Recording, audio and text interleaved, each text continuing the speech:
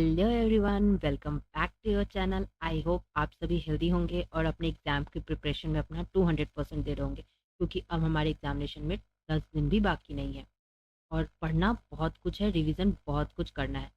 तो बिना time waste किए हम स्टार्ट करते हैं आज का मॉक टेस्ट।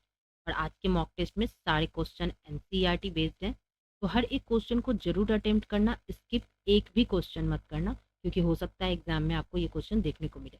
तो स्टार्ट करते हैं। हमारा पहला क्वेश्चन है, stars appear to move from east to west, west to east, south to west, north to south. Options को केयरफुली देखना, यहाँ गलती हो जाए कोई दिक्कत नहीं है, बट एग्जामिनेशन हॉल में कोई कंफ्यूजन नहीं होना चाहिए। तो the correct answer will be east to west. What is the largest planet in the solar system? Solar system में सबसे बड़ा प्लैनेट कौन सा है हमारा? Jupiter, Mercury, Venus, Earth. The correct answer will be Jupiter. The next question is, asteroids are found between the orbit of asteroid। इन दो planet के orbit के बीच में हमें देखने को मिलता है, मार्स और Jupiter, Mars Venus, Mars and Mercury, Mars and Saturn. Mars is common, बाकी दूसरा कौन सा प्लैनेट होता है? दूसरा प्लैनेट होता है हमारा जुपिटर। तो एस्ट्रॉयड हमें मार्स और जुपिटर के बीच में के ऑर्बिट के बीच में देखने में। What is the ultimate source of heat and light for the planet? Planets को रोशनी और गर्मी किस चीज से मिलती है? उर्सा मेजर, प्लूटो, सन और moon. The correct answer will be sun. Next question is, which is the third nearest planet to the sun? तीसरा कौन सा प्लैनेट है जो सन के नजदीक है? Earth, Saturn, Mars, Pluto. The correct answer will be Earth पे हम रहते हैं। What name the natural satellite of the Earth? Earth का नेचुरल सैटेलाइट कौन है? मार्स, सैटर्न, मून और sun. The correct answer will be sun. The planet known as Earth twin is? Earth का twin हम किस प्लैनेट को कहते हैं? Mercury, Saturn, Jupiter, Venus. The correct answer will be Venus. Full moon night is also called? जिस रात को हमें मून पूरा दिखता है उस रात को हम और क्या कहते हैं? न्यू मून, पूर्णिमा, अमावस्या, इनमें से कोई नहीं। उस रात को हम पूर्णिमा कहते हैं, पूर्णिमा की रात को हमें चांद पूरा दिखता है। Next question is, the sun, moon and all the objects shining in the sky are called celestial bodies, planets, star, galaxy। The correct answer will be celestial bodies। जितनी भी स्काई में शाइनिंग ऑब्जेक्ट्स हैं उन सभी को हम लोग celestial bodies कहते हैं collectively. Next question is, which of the following planet does not have rings around them? Uranus, Jupiter, Mars, Saturn। Next question is Mars। Sorry, the correct answer will be Mars। Sorry। Next question is, how does the moon shine? मतलब सवाल ये है कि moon के पास जो रोशनी है या जिस वजह से वो साइन करता है, वो रोशनी उसे कहाँ से मिलती है? उसके अपने नेचुरल लाइट होती है, उसे वेनस से रोशनी मिलती है, अर्थ से मिलती है, या फिर reflect the sunlight? Correct answer will be reflect the sunlight. Next question is, what is the orbital period of the moon? ये इंपॉर्टेंट क्वेश्चन है कि मून का ऑर्बिटल पीरियड कितने दिनों का होता है? 29 डेज, 25, 28 और 27.32 डेज।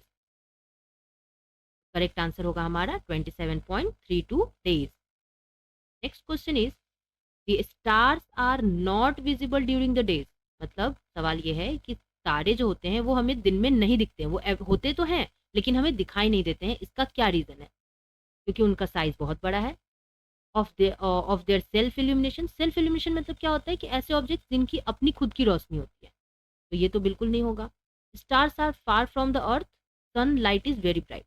का करेक्ट आंसर होगा सनलाइट जो होता है वो दिन में बहुत ज़्यादा होता है, जिस वजह से स्टार्स की जो विजिबिलिटी होती है वो कम हो जाती है। Next question is, which star is the head of the solar system? Solar system का हेड कौन सा स्टार है?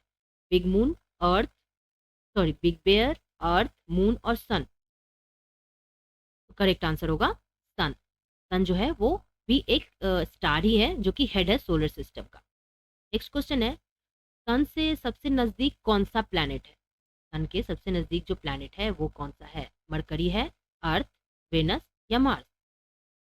तो हमारा करेक्ट आंसर होगा mercury.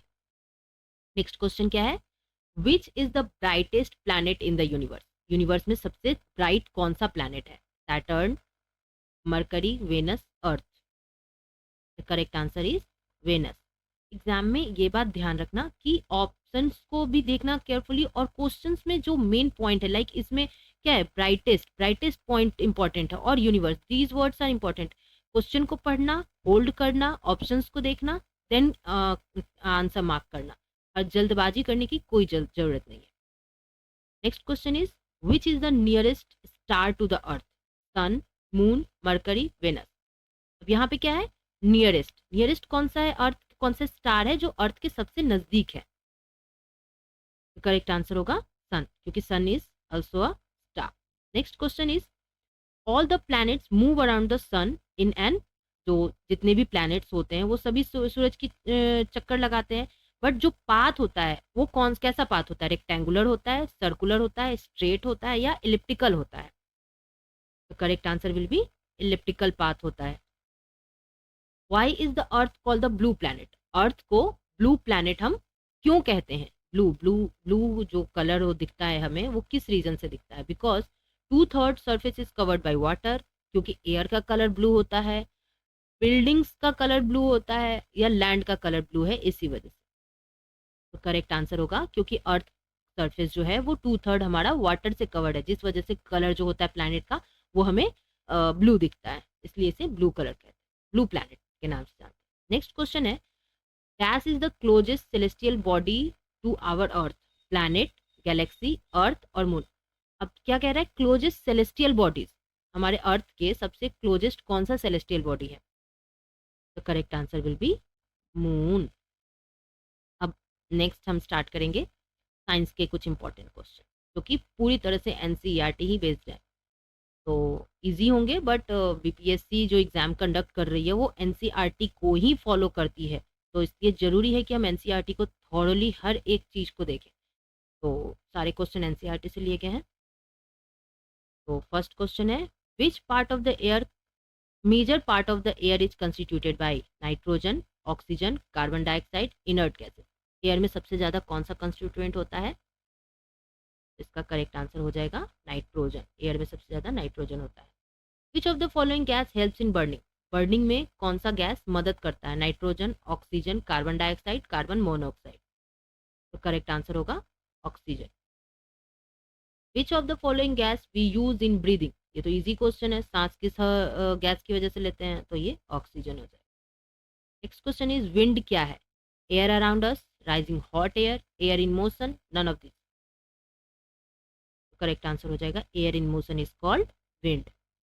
Air is present in, air कहाँ प्रेजेंट है? एटमोस्फेयर में, सॉइल में, water of pond, lakes and seas, और everywhere.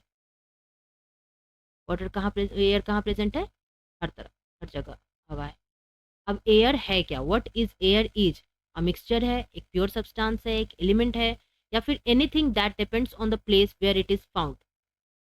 The correct answer will be air is a mixture. Next question is envelope of air that surrounds the earth is known as biosphere, atmosphere, environment, ecosystem. The correct answer will be atmosphere. Which is not a property of air? इनमें से कौन C option है जो air की property नहीं है? Air is transparent, it occupies space, it is a solution, it is a compound.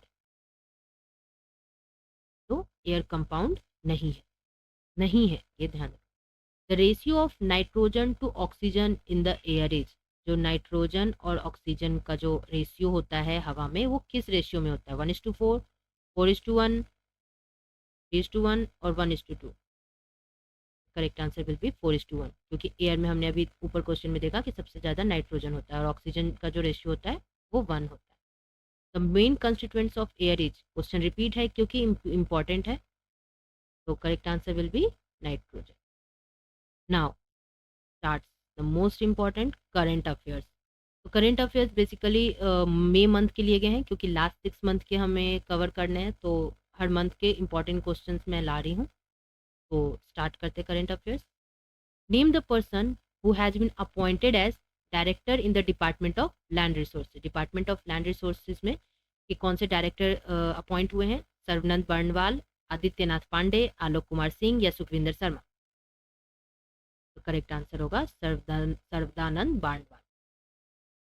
Next question is who has been appointed as the new president of the Indian vaccine manufacturer association?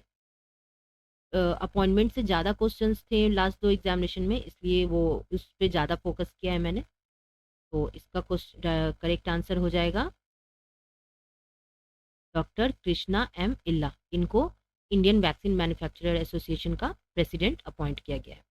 What is the name of the AI news anchor that has recently won the International News Media Association Global Media Award for AI Lead Newsroom Transformation? AI जो news anchor है उसका क्या नाम है? Kiran, Sana, Huma, Ruby? Correct answer will B